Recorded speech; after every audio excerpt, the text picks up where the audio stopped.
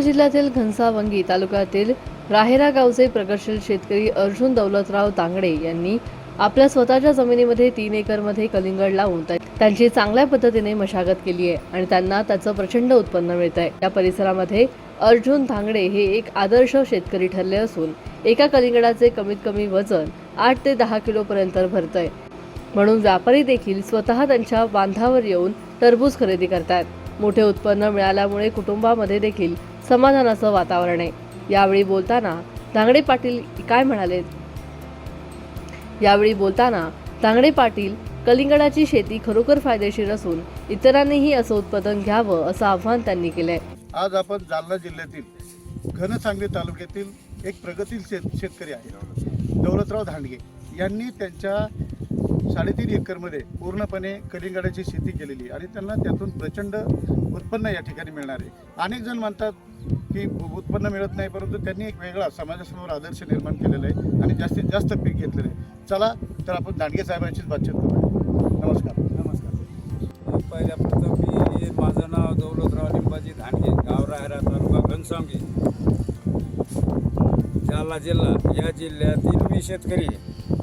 तरी मी कलिंगडाचं पीक घेतलेलं आहे। माझी जमीन एवढी भारी नाही, जमीन हलकीच आहे, पण हे कलिंगडाचं पीक मी असं घेतलं की याला पहिल्या सुरूला थोडी मळी टाकली, नंतर गावरान खत टाकलं आणि त्याची सगळ्याची मिश्रण करून ते शेतीमध्ये सगळ्या पांगिलं, नंतर त्याची मशागत करून त्याचे बेड पाडले।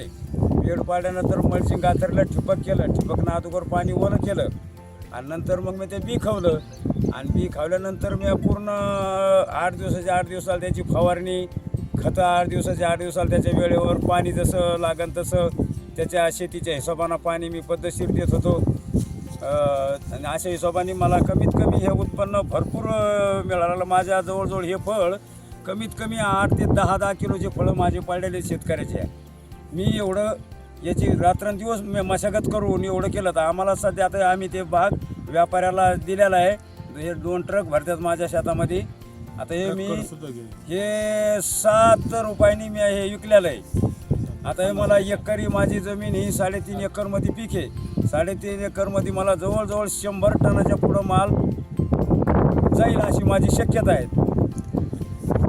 महाराष्ट्रातील पूर्ण शेतकऱ्याला आवाहन करतो की ज्याला कमी शेती आहे त्या शेतकऱ्यांनी कलिंगडाचं पीक घेणं फार महत्त्वाचं आहे आणि त्याच्यामध्ये डबल 2 पिकं निघत आहेत। मी पपईसुद्धा त्याच्यामध्ये लागवड केलेली 7x7 वरून तिच्यामध्ये कलिंगडाचं पीक घेतलेलं आहे। आज सध्या पपईसुद्धा ती एकदम ओके आहे।